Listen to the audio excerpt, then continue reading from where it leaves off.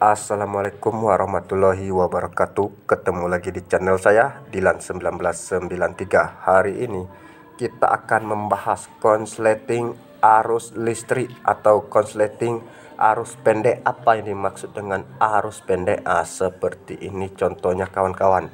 Ini sebagai contoh ya. Ini kita memiliki dua terminal sebagai contohnya.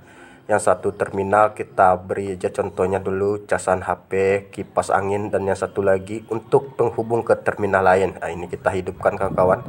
Sedangkan sumbernya hanya satu ya kawan-kawan, dari stop kontak instalasi kita seperti ini ya. Stop kontak instalasi kita sedangkan cuma satu. Lalu ini penghubung lagi ke terminal lain. Ke terminal lain ini contohnya kita pasang juga ya kawan-kawan seperti ini. Ini sebagai contoh aja ya kawan-kawan. Kita pasang seperti ini. Ada lagi bebannya di sini. Ini kita contohin aja pakai pencas HP. Nanti di ujungnya itu kita kasih lagi beban atau kita kasih lagi penyambung ke terminal lain. Seperti itulah jadinya bebannya terlalu berat, sedangkan pusatnya hanya dari satu stop kontak instalasi kita ya, atau colokannya cuma satu. Dia memikul beban yang banyak, apalagi kalau kabelnya kecil seperti ini ya kawan-kawan. Bagaimana tidak akan terjadi konsleting? Inilah sebenarnya yang dimaksud dengan arus pendek itu kawan-kawan. Jadi kawan-kawan jangan salah arti ya. Nanti mungkin kawan-kawan sering mendengar di TV berita-berita jika terjadi kebakaran itu konsleting arus listrik. Konsleting arus listrik sebenarnya apa sih konsleting arus listrik?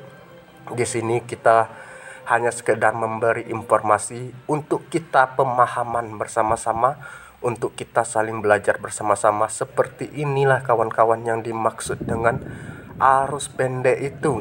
Jadi kawan-kawan jangan salah arti ya. Arus pendek itu inilah jika terjadi seperti ini. Nanti ini kita hanya sebagai percontohannya kawan-kawan. Seperti inilah kawan-kawan.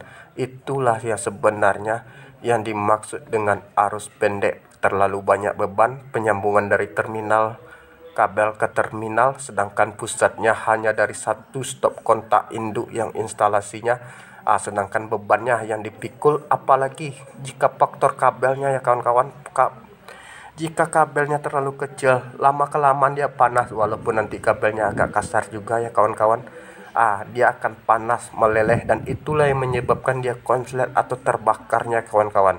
Jadi usahakanlah kawan-kawan. Saya hanya sekedar mengasih saran, jika pemasangan instalasi tidak apa-apa ya kawan-kawan agak banyak, usahakan hindari banyaknya sambungan-sambungan seperti ini. Inilah yang membuat konsleting. Inilah yang dimaksud dengan arus pendek itu. Jadinya untuk keselamatan kita bersama, untuk sekedar pemahaman kita bersama, semoga yang saya berikan ini bisa kita cermati bersama-sama. Semoga ini menjadi pembelajaran kita. Ini kawan-kawan hanya pusatnya hanya satu. Ini contohnya ya, saya kasih cuman kabel kecil.